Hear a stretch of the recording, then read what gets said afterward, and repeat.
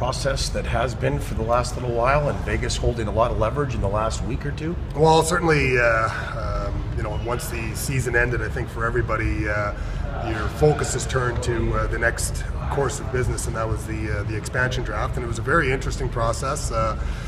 Talking to general managers who had been through the other expansion processes, said this one was somewhat different. Obviously the rules of expansion protection were very different than in the past, and again, it was a very painstaking, time-consuming process.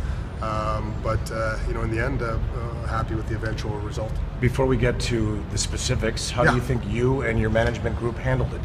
Well, again, once the season ended, I went over to the U18 World Championships from a scouting perspective for obviously this event, the draft, the amateur draft, and had the opportunity to speak with Toby several times over there, and lay out the process of what could or could not happen in the expansion draft. So really, this all really hinged on Toby's decision and what what he felt was to do, and he was totally within his own right if he had chosen not to waive the no move, and we had something that we had negotiated back in the day. But this organization owes a debt of gratitude to Toby for taking that stance on his own, that he wanted to try to keep this team together, not have to make some trades, or certainly not have to have us pay even more of a price to try to keep the group together. So throughout the process, I talked with the amateur